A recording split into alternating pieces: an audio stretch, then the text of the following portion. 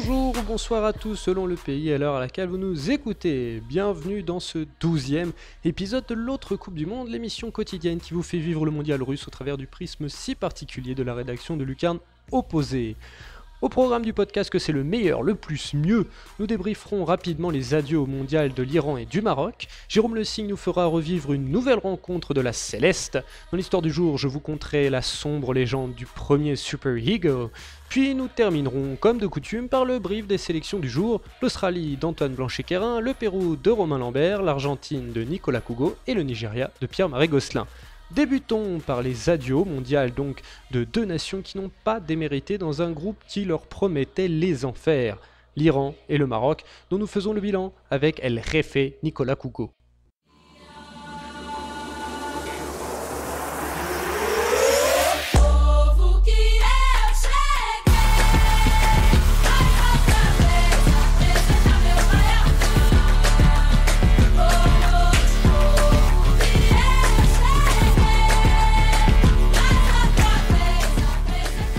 Bonjour Nicolas, comment ça va ?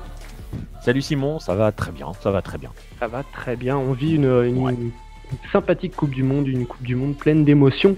Et l'émotion, les Marocains et les Iraniens nous en ont donné pendant leurs 3 matchs de groupe. Alors à défaut de vraiment se pencher sur leur dernier match, c'est pas ce qu'on va faire là rapidement. J'aimerais moi avoir ton avis, toi le rédacteur en chef de Lucarne Opposée quand même, qui du coup plane au-dessus de tous les continents, de tous les continents abordés par le site, pas le blog. Qu'as-tu pensé de comportement et de ce qu'ont montré ces deux équipes que nous avions annoncé problématiques pour les deux gros ogres qu'étaient le Portugal et l'Espagne? Ouais, écoute, si je me souviens bien, le podcast que nous avions fait le jour du tirage, on avait même annoncé que ce groupe-là était pour nous, le groupe de la mort. Parce qu'on sentait que ces équipes-là, après, on connaissait, je vais dire, l'antenne africaine connaissait la valeur du Maroc, l'antenne asiatique connaissait la valeur de l'Iran. On savait que ces équipes-là pouvaient regarder droit dans les yeux l'Espagne et le Portugal. Je pense qu'on peut dire qu'elles l'ont fait, très clairement. Elles ont parfois eu un peu de malchance, surtout les Marocains. Mais ce que je retiendrai, c'est qu'elles n'ont pas dérogé à ce qu'elles font d'habitude. C'est-à-dire que le Maroc a joué son jeu, a joué le jeu dont Farouk nous a souvent parlé à travers les différents podcasts, que ce soit sur Efrikia ou pendant cette Coupe du Monde. Je retiens aussi ce qu'a dit Hervé Renard il n'y a pas longtemps, ça a été rapporté là au moment où on enregistre sur Bein, où il a parlé de prix à payer pour apprendre, de manque d'expérience. Ça rejoint toutes ces nations, je ne vais pas dire émergentes, parce que le Maroc est quand même plus qu'une nation émergente, mais voilà, ces nations qui payent le prix de ne pas être régulièrement en Coupe du Monde. Il y a ce défaut d'expérience qui fait qu'on va mal gérer certaines situations. Mal gérer certaines situations, c'est lâcher Ronaldo d'entrée de match pour prendre un but. C'est ne pas être attentif sur le dernier corner de l'Espagne. C'est ça. Et c'est ce qui leur manque au final au Maroc, et c'est ce qui leur coûte cher, parce que dans le jeu, ils n'ont franchement rien à se reprocher. Et du côté de l'Iran, j'ai envie de te dire, c'est un peu la même chose. Ils ont joué le jeu qu'ils jouent traditionnellement. On les a vus en Asie, on les voit en Asie. Ils sont injouables en Asie. C'est une équipe qui s'est qualifiée facilement. Le petit regret peut-être sur le match face au Portugal, c'est qu'ils ont parfois été un peu trop dans le duel physique, à chercher à poser leur jeu et à embêter les équipes comme ils ont embêté. Mais sinon, tu l'as dit, elles sortent la tête haute, et et puis on va le dire, elles ont montré qu'on ne s'est pas trompé en disant que ce groupe-là allait être tendu. Et oui, et quand tu parlais d'équipes qui n'avaient pas d'expérience parce qu'elles ne jouaient pas régulièrement des Coupes du Monde, je suis assez d'accord avec toi. Il y a aussi le fait de la génération. Comme tu as dit, c'était des équipes jeunes, chapeautées par des joueurs d'expérience. On pense à Benatia, Boussoufa côté marocain, mais à Shojaei, Hosseini côté iranien, par exemple, mais avec beaucoup de joueurs pour le futur. Les noms m'échappent côté marocain, mais comment tu vas m'aider, Bouffal, celui qui joue en Italie Ziyech. en ce moment, Ziyech, bien sûr, qui va jouer à la Roma. Il y a un défenseur dont le nom m'échappe, qui va jouer en Italie côté Maroc, et puis en côté Iran, il y a Azmoun, il y a Jambak, il y a Godos, des jeunes joueurs qui ont moins de 24 ans commence à percer en Europe, hein. Jean Bach a terminé meilleur buteur du championnat hollandais. C'est aussi deux nations qui peuvent peut-être travailler sur le long terme pour essayer de se projeter. La seule difficulté, ça va être de retenir peut-être Carlos Queiroz pour les côté iranien et Hervé Renard côté marocain. Ouais, ça va être exactement ça. Ça va être de justement pouvoir s'appuyer sur ce qu'ils viennent d'apprendre et donc de garder une certaine continuité. Pour l'Iran, ça va être encore plus compliqué, j'ai envie de dire, que le Maroc parce que Queiroz, ça fait quand même un petit moment qu'il est là et donc ça peut aussi être, sa fin de cycle à lui. Je sais pas, hein, mais bon, on peut aussi l'imaginer assez facilement. Mais oui, voilà, c'est ça. Et puis on le voit, tu l'as dit, hein, ces jeunes générations qui arrivent de part et d'autre, elles s'installent dans des clubs européens, elles s'installent dans des bons clubs européens et tu vois, pour faire le parallèle avec le Mexique que l'on connaît très bien, Osorio a toujours insisté sur le fait qu'il faut que les Mexicains viennent jouer dans des équipes européennes pour voilà, apprendre un vrai, enfin pas un vrai niveau, mais tu vois, apprendre une autre expérience du haut niveau, une autre façon d'approcher les choses, une rigueur surtout. Et ça va leur faire du bien aux Iraniens et aux Marocains. Mais tu l'as dit, la question, ça va être la continuité dans la direction de ces groupes-là. Et on ne peut, surtout pour le Maroc, j'ai envie de dire, on ne peut que souhaiter que Hervé Renard continue. Oui, et pour l'Iran, l'autre problématique sera géopolitique. On l'a vu lors des précédents podcasts, les tensions avec les États-Unis leur font perdre des sponsors, Nike en l'occurrence sur ce coup-ci. Certaines équipes ont annulé des matchs de préparation et on ne sait pas, peut-être que toutes ces tensions peuvent pousser Carlos Queiroz encore plus à quitter la Team Melli. Bon bah écoute, merci beaucoup Nicolas pour ce petit point général sur l'Iran et le Maroc qui ont dit au revoir et qui ont dit à bientôt. Pour la CAN d'un côté et la Coupe d'Asie de l'autre, que l'on couvre également sur Lucarne Opposée. Et on se retrouve, toi et moi, pour parler de l'Argentine en fin de podcast. Ça marche. Filons sans plus attendre à Samara à prendre des nouvelles de Jérôme Le Signe après la victoire de son Uruguay sur le PIO 3-0. Espérons que tout se soit bien passé.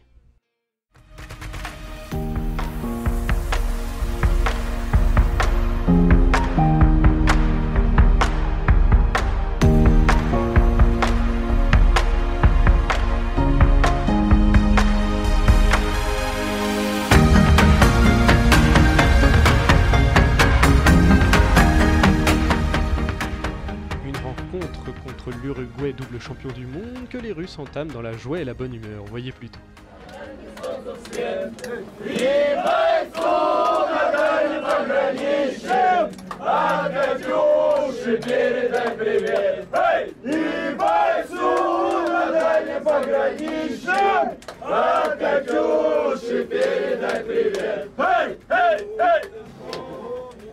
Mais nous l'avons déjà vu à maintes reprises maintenant, les Uruguayens ont du talent à revendre quand il s'agit de pousser la chansonnette.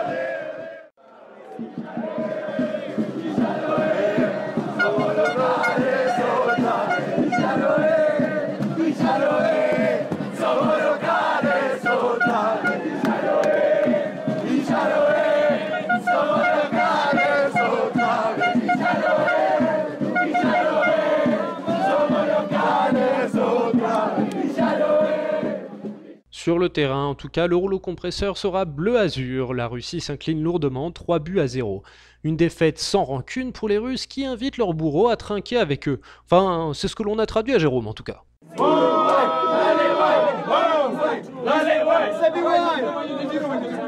Hola Jérôme, comment vas-tu? Bien et toi? Ça va très bien. Alors, cette victoire 3-0 de l'Uruguay face à la Russie. La première question, avant de parler du match, Est-ce que ça s'est bien passé avec l'hôte de cette Coupe du Monde? Et ben, ça s'est formidablement bien passé. Ça s'est formidablement bien passé. L'un des sons qu'on peut écouter par la suite, c'est justement les Russes qui souhaitaient aux Uruguayens dans le bus du retour de boire un coup comme ils avaient gagné. Donc voilà, pour t'expliquer un petit peu l'ambiance qui était très chaleureuse et très fraternelle. Ça s'est très très bien passé. Aucune animosité donc. Aucune animosité. Ils étaient déjà, je pense, très contents d'être qualifiés. Ils avaient pleinement conscience que l'Uruguay était largement supérieur quand même à la Russie. Ils en avaient conscience, je pense, dès le départ, parce qu'ils avaient très peur de Suarez. Enfin, dans les conversations qu'on avait avec eux, c'était toujours Suarez, Suarez, Suarez. Donc, ils savaient que le niveau de l'équipe n'était pas le même, quoi. Djouba est mignon et grand, athlétique, etc. Mais voilà, c'est pas le même niveau exactement. Donc, ils étaient déjà, je pense, immensément contents d'arriver à ce dernier match en étant déjà qualifiés. Et après, ça ne pouvait être que du bonus pour eux. Et rapidement, ils se sont rendus compte que ce bonus, ils ne l'auraient pas, quoi. D'accord.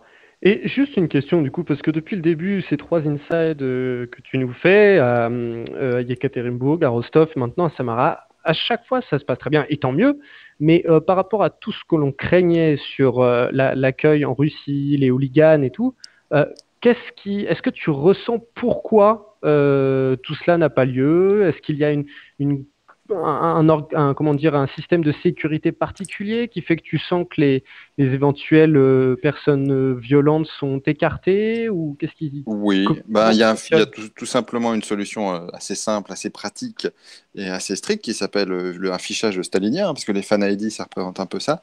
C'est que chaque supporter est fiché sur son lieu de résidence, c'est-à-dire qu'on doit tous déclarer dans les hôtels dans lesquels on est, etc. On a toujours le porter autour de nous, c'est obligatoire sinon les stewards nous le rappellent, etc. Et dès qu'il y a un incident, comme le cas des Argentins contre les Croates, il y a cela quelques jours, les gens sont immédiatement repérés parce qu'ils ont leur fan ID autour du cou, ils sont renvoyés dans l'avion en Argentine et bonne journée, au revoir. Et on ne sait pas avoir de remboursement pour les places. Donc forcément, ça crée un certain système ça crée de la sécurité. Alors après, c'est extrêmement strict, c'est à la limite de l'état policier, mais donc là, je suis pas en état de faire ce débat-là, à savoir si c'est bien ou si c'est mal, mais c'est aussi simple que ça, hein. C'est un contrôle extrêmement strict des supporters. Mais concernant les Russes qui vivent en Russie, ma foi, comment tu arrives à faire ce contrôle? Ils n'ont pas tous une fan ID. Alors non, ils n'ont pas tous un fan ID, mais pour le coup, alors eux-mêmes, là ce que je disais était plus sur sur les supporters en général. Les Russes, là, écoute, sont bien contrôlés, tout simplement. Il y a des effectifs policiers un peu partout, à peu près vraiment partout, avec des effectifs de policiers, des policiers normaux, mais aussi des effectifs d'organismes de sécurité privés qui sont rajoutés en plus de cela. Donc il y a des policiers partout, c'est l'autre élément. Je pense que c'est aussi ça qui fait un effet très dissuasif sur les Russes. Je pense que n'importe qui lèverait le petit doigt ici, voilà, terminerait assez rapidement en prison, tout simplement. Voilà qui paraît fort dissuasif. Bon, pour terminer, touchons quand même un petit mot de cette victoire 3-0, de ce nouveau but de Suarez, de ce premier but en Coupe du Monde d'Ego Laxalt et de ce premier but pour cette Coupe du Monde d'Edinson Cavani. Qu'est-ce que tu as pensé de cette rencontre? Bah, c'était magnifique. La première mi-temps a été contrôlée, mais même l'ensemble du match, hein, ça a été contrôlé de A à Z, avec Godin derrière qui vraiment contrôle chaque action, comment l'équipe fonctionne. Il y avait un nouveau dispositif un petit peu en 3-5-2, même si ça évolue, parce que l'Axalt joue surtout le côté gauche et qui s'est retrouvé latéral. Donc ça bouge beaucoup et tout cela est magnifiquement bien contrôlé parce que c'est entraîné depuis de longs mois. Et vraiment, alors c'est peut-être le supporter qui parle, hein, mais c'était vraiment magnifique à voir. La première mi-temps, c'était vraiment un orchestre qui roule à l'unisson. Donc voilà, on espère que ça va continuer. Tous les joueurs ont répondu présent aujourd'hui, même les nouveaux entrants, même Torreira, qui jouait pas les premiers matchs, enfin qui les jouait, mais en tant que remplaçant, a pris ce rôle de chien de garde qui avait un petit peu le Russo Pérez à l'époque en 2010. Et ça lui est allé à ravir. Enfin, voilà, tous les joueurs ont répondu absolument présent. Ça a été facilité par le niveau des Russes, qui n'était pas exceptionnel, hein, pour être tout à fait précis, mais les Uruguayens ont réussi à se rendre le match facile en menant rapidement au score. Et c'est tout à leur honneur. Et maintenant, en route vers Sochi. Rendez-vous à Sochi contre le Portugal. Et Tout à fait. j'ai lu ton journal de bord, que ce soit l'Espagne, que ce soit l'Espagne ou le Portugal, peu importe, l'Uruguay vaincra. Mais oui, après, c'est très prétentieux de le dire. Quand c'est toi qui le dis, ça fait très prétentieux d'un coup. Mais, mais oui, il y a une confiance qui sort de cette équipe. Et même, je vais être tout à fait honnête avec toi, ils pourraient perdre sur un match, parce que dans le football, tout peut arriver. Mais ça reste une magnifique équipe à avoir joué. Et il faut vraiment revoir, je pense, par exemple, ce match, mais même les précédents, où on peut se dire qu'ils jouaient peut-être plus défensif, mais dans le contrôle d'un match, dans le contrôle de la défense sur l'adversaire, dans le contrôle du milieu sur l'adversaire, c'est vraiment excellent d'y avoir joué, tout simplement. Et oui, et Cristiano Ronaldo peut trembler. Bah écoute, merci beaucoup Jérôme, et on se retrouve donc pour un 8e de finale de l'Uruguay à Sochi. À la prochaine. Allez, bonne soirée, au revoir. L'histoire du jour a des allures de tragédie. Souvenons-nous ensemble de Rachid Yekini, le premier des Super Eagles, sur un texte de Nicolas Cougo.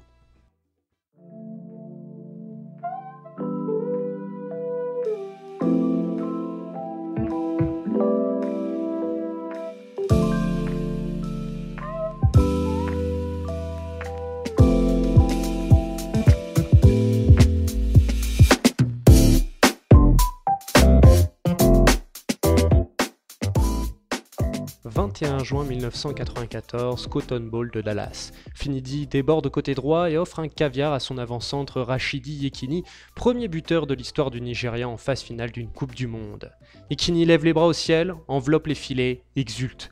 Une image pour l'histoire, un moment entré dans la légende. Le temps a beau chercher à vider les cellules mémorielles, l'image de l'aigle nigérian s'imprime dans les cerveaux pour devenir indélébile. L'histoire de Yekini débute au nord du Nigeria, à Kaduna. L'industrie textile et automobile sont parmi les piliers économiques de la ville. C'est ainsi que, lorsqu'il sort de l'école à l'âge de 15 ans, alors qu'il vient de perdre son père, Yekini, qui ira faire quelques petits boulots, notamment dans la peinture automobile, débute véritablement son histoire de footballeur à l'UNTL, United Nigerian Textile Limited, de Kaduna. Il est ensuite rapidement repéré par les Shooting Stars avec qui il explose, son mètre 90 de puissance, de technique et de vitesse préfigurant les futurs buteurs du XXIe siècle. On ne le sait pas encore, mais Rachidi Yekini est une sorte de Ronaldo avant l'heure. C'est à partir de ce moment que l'ascension de Rachidi Yekini s'emballe. Il marche d'abord sur l'Afrique, avec les maillots du Shooting Stars, d'Abiola Babes, d'Africa Sport, et inévitablement l'Europe finit par toquer à sa porte. Et c'est le club portugais du Vitória Setúbal qui fait la bonne affaire. En 4 saisons, Yekini marque 90 buts en 108 apparitions, devenant le buteur que tout le Portugal redoute, terminant ainsi meilleur buteur du championnat en 1994. Sa gloire s'écrit aussi en sélection, où il n'a fait qu'avaler les différents paliers à franchir. Seul buteur de la sélection nigériane lors des JO de Séoul, deuxième meilleur buteur de la CAN 90, meilleur buteur de la CAN 92 qu'il termine à la 3e place, il écrase la CAN 94 tunisienne, terminant, encore une fois, meilleur buteur. Et il arrive fort du statut de meilleur joueur africain à la Coupe du Monde 1994, pour laquelle il a qualifié son pays presque à lui tout seul. C'est une évidence, le talent hors norme de Rachidi Yekini va enfin se révéler au monde. Malheureusement, on ne le sait pas encore, mais cette Coupe du Monde américaine sera celle de sa chute. Ce 21 juin 1994, l'histoire s'écrit à Dallas. Le Nigeria dispute la première phase finale de son histoire. Arrive donc cette fameuse 21e minute, ce débordement de Finidi, ce ballon qui lui arrive sur le pied gauche, cette fameuse célébration divine. L'image reste intacte, immense. Elle est l'une des plus marquantes de l'édition états-unienne. Ce n'est que lorsque la caméra recule qu'elle prend une toute autre signification, bien plus sombre. On s'aperçoit alors que Yekini célèbre seul le premier but de son pays en phase finale d'une Coupe du Monde. Amunike, qui l'a devancé sur le centre, s'appuie sur le poteau et file rapidement. Finidi court à l'opposé. La raison est terrible. L'histoire sera révélée bien plus tard par Sunday Oliseh, l'un des rares à venir le féliciter ce jour-là.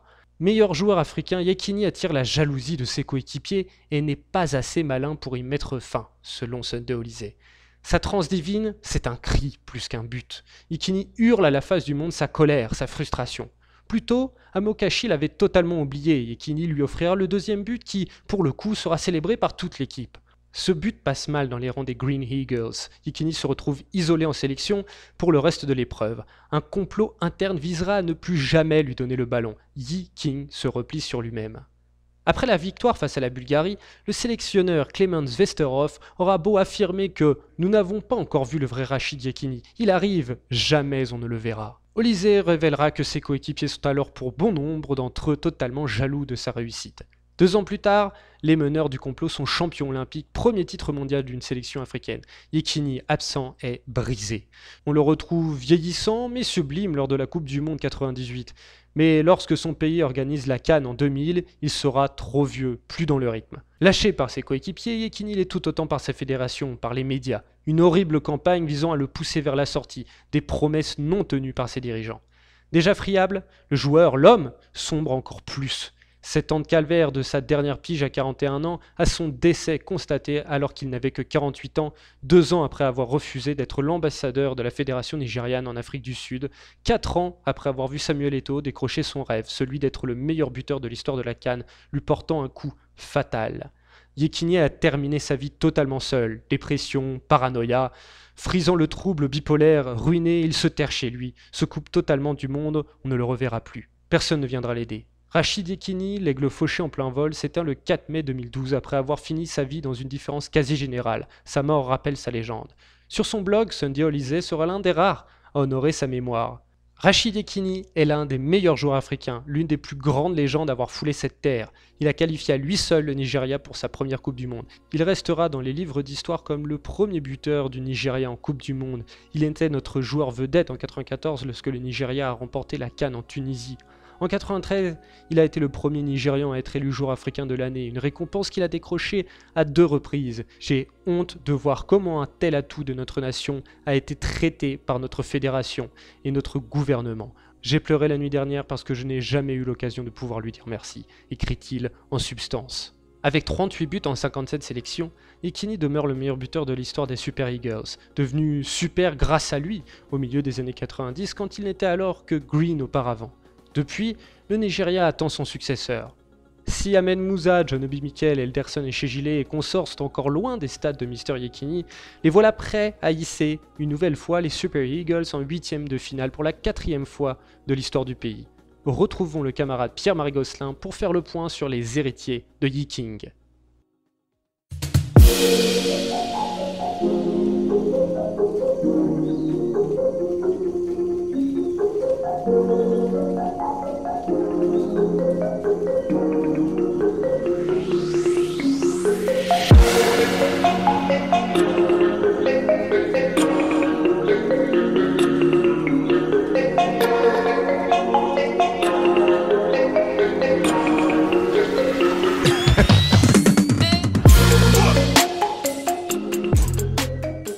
Salut Pierre-Marie, comment vas-tu ? Bonsoir Simon, écoute ça va. Un peu impatient du match de demain, mais ça va.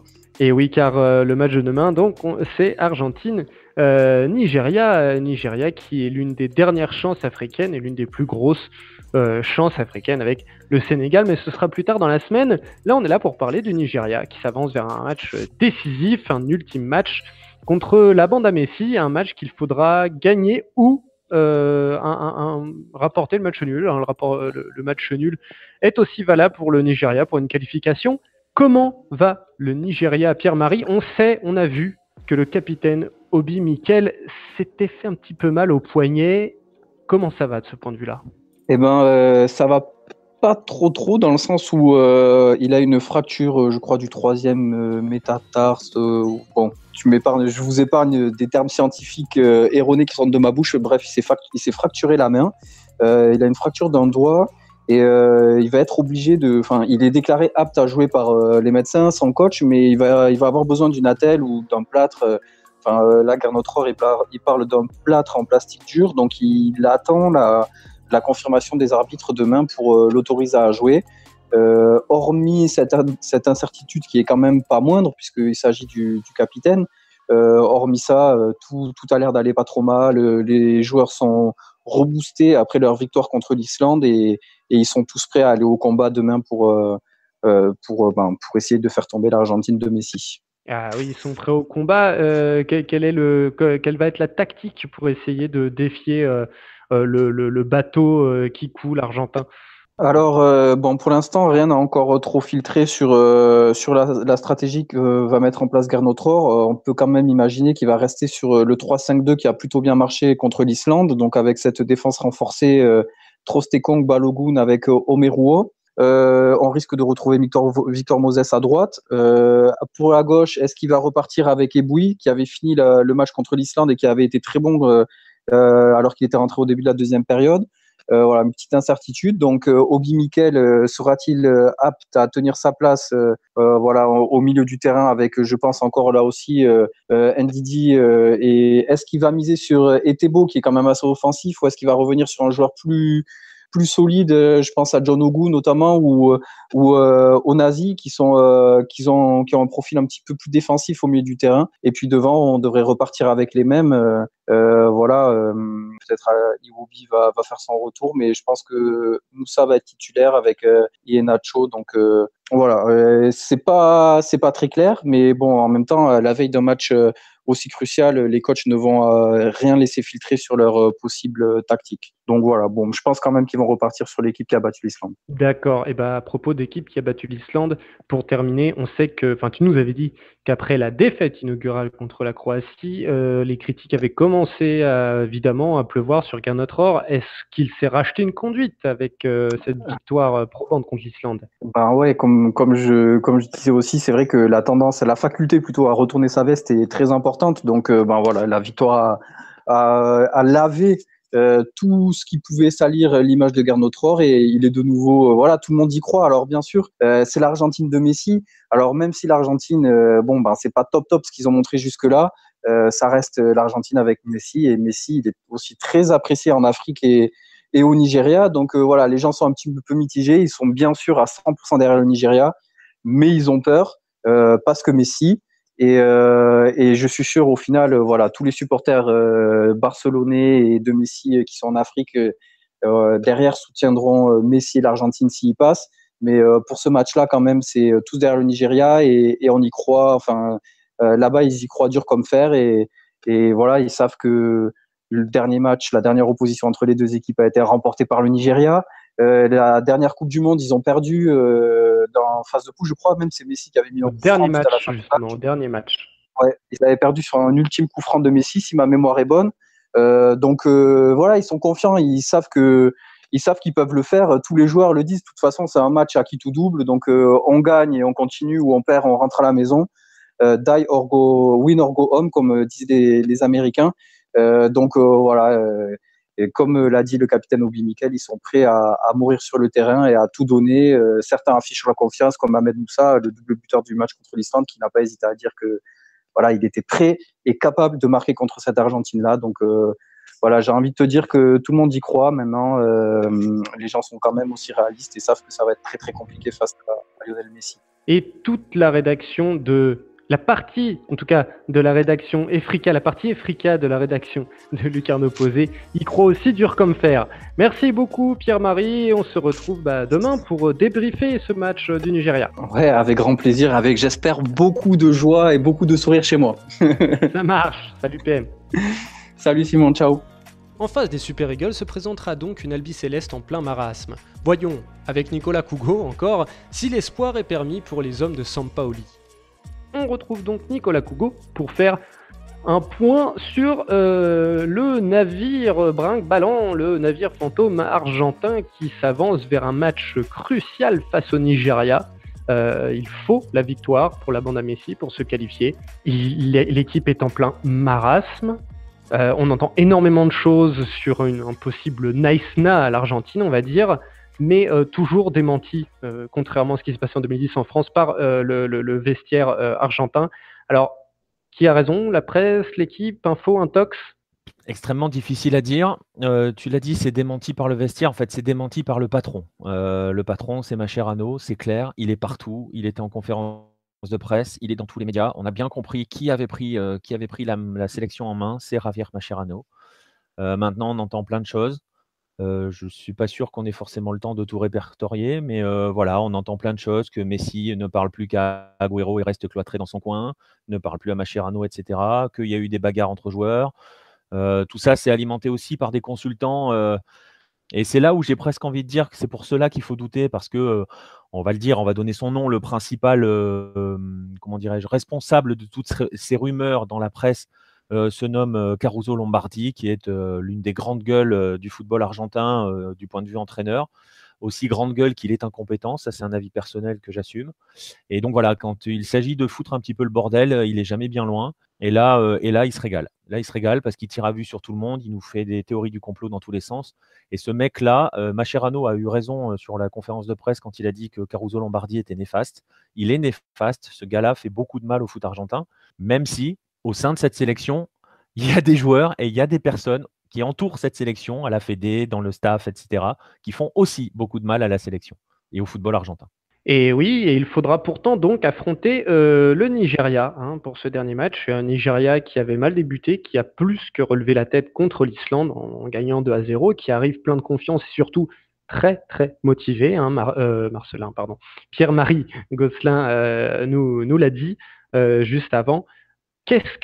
Comment dire?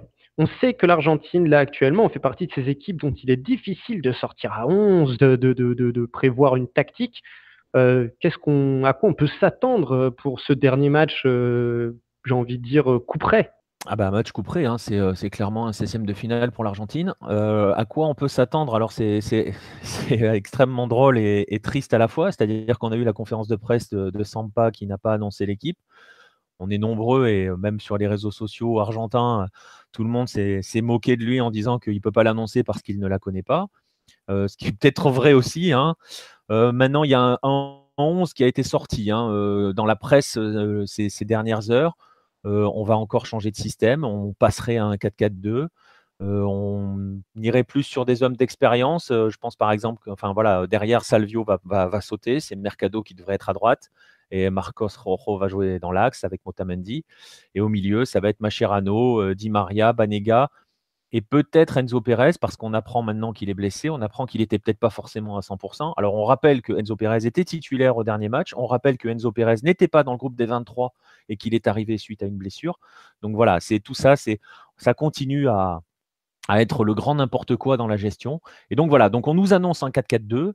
Il y a une sorte de confiance avant d'aborder le match du Nigeria. La conf de presse de Sampa a eu des passages assez surréalistes où il nous explique qu'il lui faut 5 victoires pour être champion. D'accord, et qu'on va enfin voir le vrai visage de l'Argentine. On va lui dire maintenant, si on le voit pas demain, on le verra jamais.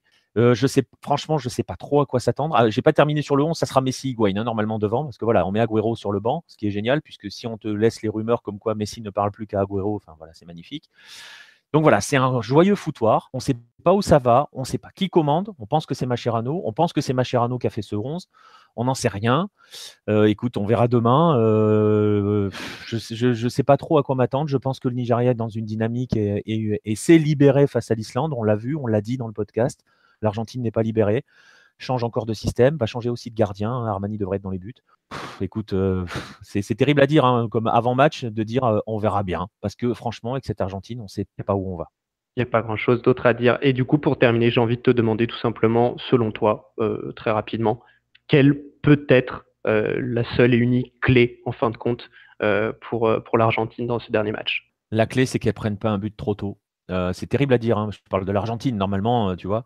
J'ai très très peur que si elle encaisse le premier but, ça s'effondre totalement. Je sens que cette équipe est extrêmement fragile dans sa tête, n'est pas unie surtout.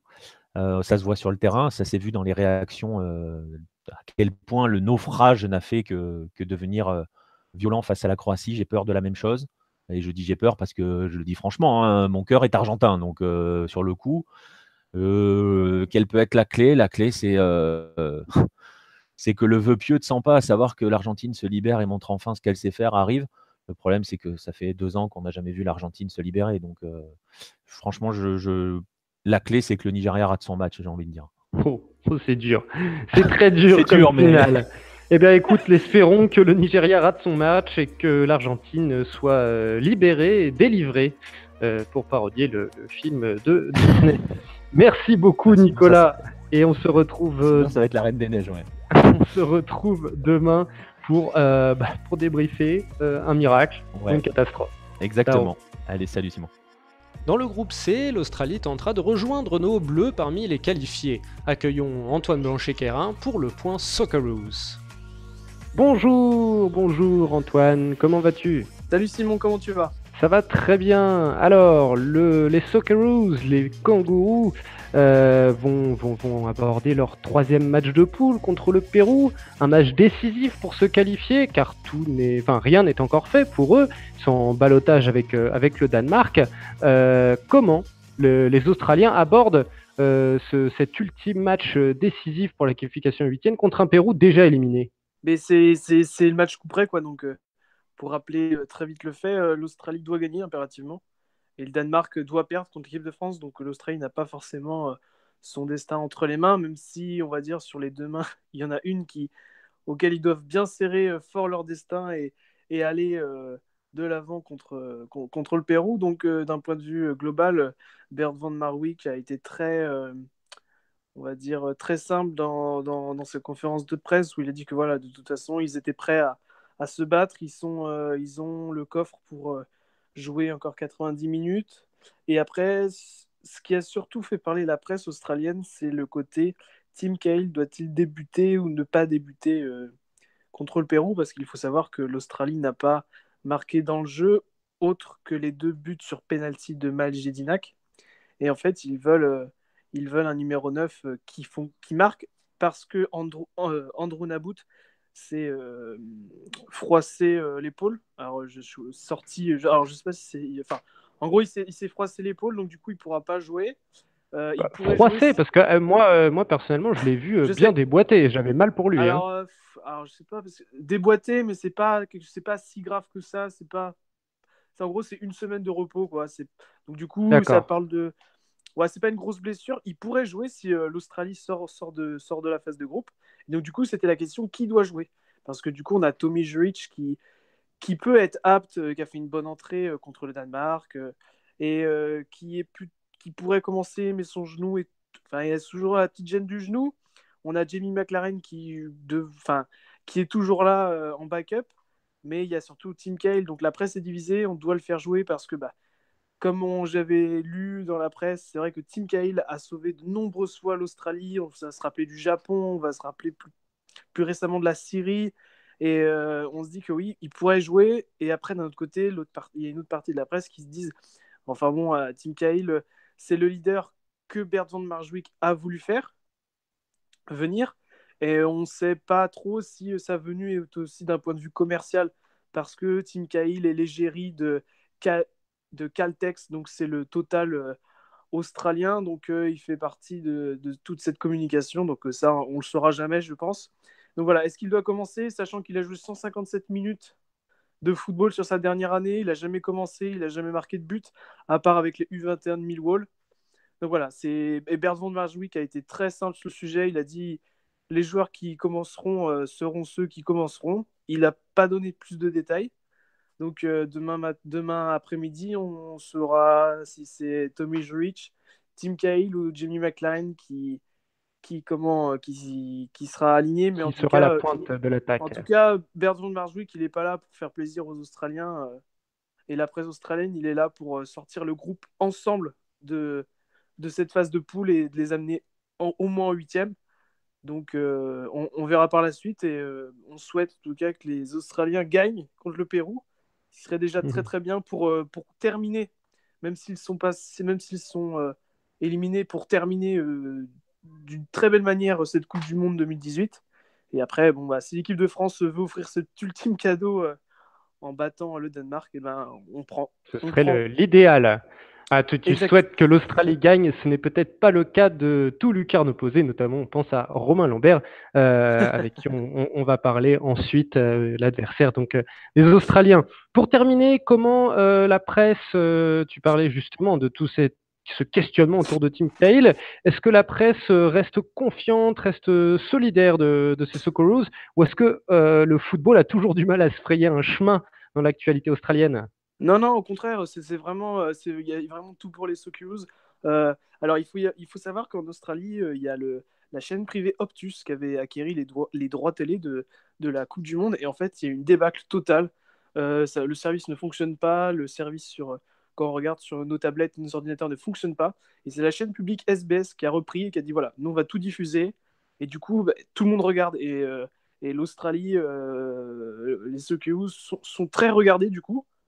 Alors, est-ce qu'ils auraient été moins regardés ou pas? Bon, bah ça, c'est le jeu du si. Mais en tout cas, oui, quand on sait qu'il y a encore le championnat AFL qui est en train de jouer, donc c'est le footy australien, et qui fait beaucoup d'attrait qui fait beaucoup d'attrait. Euh, on- le football arrive, comme nous on le voit, arrive quand même à se tirer, à se tirer dans les statistiques de Mediavision en Australie. Mais non, non, toute la presse est là. Et c'est surtout la presse, je vais revenir aussi sur ce point-là, qui a vraiment été là pour défendre Robbie Cruz, qui, un peu comme Jimmy Durmaz, qui a reçu des insultes racistes après son coup franc pour l'Allemagne qui les a fait gagner 2-1 contre la Suède. Robbie Cruz a reçu des insultes par milliers pour lui et envers sa famille. Et comment dire, la presse australienne l'a défendu, disant que Robbie Cruz n'est peut-être pas l'ailier ultra offensif que les gens voulaient, mais au moins défensivement, il est là, il fait le taf et c'est un mec super. Donc voilà, Très bien. toute la presse, toute la presse est vraiment avec les Socceroos. Après, c'est aussi peut-être leur jeu de se dire pourquoi Kyle ne joue pas et tout. Après, ça, c'est leur débat à eux. Mais dans l'ensemble, ils veulent qu'une chose, c'est que ça passe.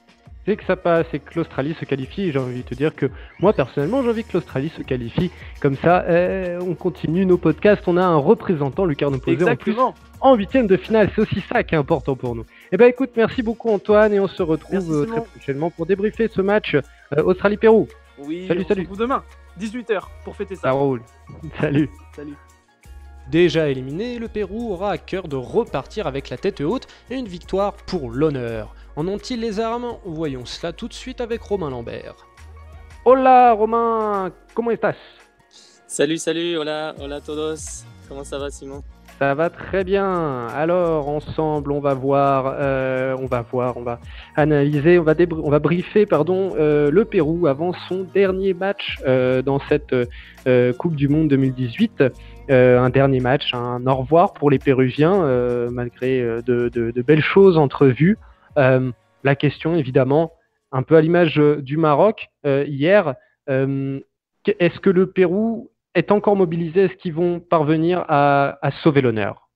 Alors oui, bien sûr. L'objectif, c'est de sauver l'honneur, de faire 3 points, de marquer ce premier but après 36 ans, parce que bon, on est revenu en Coupe du Monde, mais on n'a toujours pas marqué après 2 matchs. Du coup, voilà, l'objectif, c'est évidemment de gagner et de marquer au moins un but, quoi. Ça serait génial, quoi. Et pour marquer ce but que Gareca prévoit contre l'Australie, est-ce qu'il prévoit de récompenser des gens qui n'ont pas encore joué? Est-ce qu'il prévoit de garder une équipe compétitive? Un peu, je reprends l'image du Maroc, un peu à l'image du Maroc d'Hervé Renard. Hervé Renard disait qu'il devait, pour remercier le peuple marocain, pour faire honneur au peuple marocain, il devait d'aligner une équipe compétitive. Est-ce que Gareca compte faire de même? Exactement, ouais. Je pense que ça va être la même stratégie que notre compatriote Hervé Renard. Ça sera pareil, il va mettre la meilleure équipe pour gagner, pour remercier, on a vu sur les réseaux, sur les vidéos qui ont circulé, l'énorme la foule qu'il y avait des Péruviens, la Blanquiroja qui était partout dans les 4 coins de la Russie. Donc voilà, il veut remercier ça, du coup, pour offrir une victoire et rentrer à Lima avec les honneurs. Du coup, il y aura sans doute Paolo Guerrero titulaire, l'équipe type. Derrière, en défense centrale, il y a Alberto Rodriguez qui est forfait. Du coup, ça sera Santa Maria, qu'on a vu un peu contre la France d'ailleurs, qui a fait un bon match, une belle performance. Après, il y a Farfan il va pas débuter, il sera même pas sur le banc parce qu'il est blessé. Et, là, sa Coupe du Monde est terminée. Il a reçu un gros choc ce week-end à l'entraînement. Il était même parti à l'hôpital parce qu'il était inconscient, les bras et les jambes mobilisés. Donc, heureusement, tout va bien. Maintenant, il va bien, mais bon, sa Coupe du Monde est terminée et il devrait retrouver les terrains d'ici 1 mois. Donc, il sera même pas sur la feuille de match, c'est dommage. Après tout ce qu'il a fait, pour la sélection, hein, on rappelle, c'est lui qui avait mis le but qui qualifiait contre la Nouvelle-Zélande, qui qualifiait le Pérou. Donc c'est dommage de pas le revoir, mais voilà. Mais en tout cas, on aura la meilleure équipe pour chercher la victoire. D'accord. Et pour terminer, comment les Péruviens, après une semaine, du coup, ont digéré cette élimination? Ouais, non, bah plutôt bien maintenant, hein. On est revenu à la vie de tous les jours, malheureusement. Mais sinon, bon, non, demain, on va être quand même mobilisés. On va regarder le match, on va regarder évidemment la dernière prestation du Pérou. Après, il faudra attendre 4 ans, enfin, j'espère, c'est pas plus. Mais voilà, non, enfin, on va être derrière, mais ça va être un peu plus détendu. Et d'ailleurs, les joueurs, ils vont jouer sans pression, donc ça va se voir. Et j'espère qu'ils vont bien se lâcher et faire du beau jeu et puis gagner, quoi, l'emporter. Très bien. Bon, bah écoute, on ne souhaite que le meilleur à ce Pérou. Mais on l'a vu avant avec Antoine, on souhaite aussi le meilleur à l'Australie. Hein. C'est toute la contradiction de lucarnes opposées. Ouais. Donc je veux dire que le meilleur gagne. Bah écoute, merci Voilà, beaucoup, exactement. Thomas. Et puis on se retrouve quand même une dernière fois demain pour débriefer le match des Péruviens. Ouais, exactement, une dernière fois. Ça marche. Salut Romain. Ciao, ciao. Allez, c'est parti pour notre récap quotidien. Dans le groupe A, l'Uruguay bat la Russie sans trembler, 3-0, tandis que l'Arabie Saoudite remporte son premier match de Coupe du Monde depuis 1994, 2-1 face à l'Égypte. Uruguay 9 points, Russie 6 points, Arabie Saoudite 3 points et Égypte 0. Dans le groupe B, le Maroc et l'Iran ont tenu tête à l'Espagne et au Portugal respectivement 2 et 1 but partout. Au classement, l'Espagne termine donc première à la faveur d'une meilleure attaque que le Portugal, 5 points pour les deux nations de la péninsule hispanique. L'Iran prend la 3e place avec 4 points et le Maroc ferme la marche avec une seule unité au compteur. Merci à tous de nous avoir suivis pour ce 12e épisode de l'autre Coupe du Monde. N'oubliez pas de venir nous solliciter sur les réseaux sociaux. Aujourd'hui, dans la vidéo du jour, c'est l'Arabie Saoudite qui nous fait vibrer. Quant à moi, je vous dis à demain pour une nouvelle journée de ce mondial russe. Salut les amis! في مناطق المنتخب المصري الأخضر يرمي بكل ثقل ربما في آخر فرصة والمنتخب المصري ربما ينتظر دورة مع مرتدة هذه كرة على اليمين تصل عند عطيف عدى عطيف لمسة لسالم سالم العطيف الأخضر في حالة هجوم فرصة تصل عند سالم داخل منطقة الجزاء دفاع تدخل البريك بكرة فرصة لسالم بكرة يا إلهي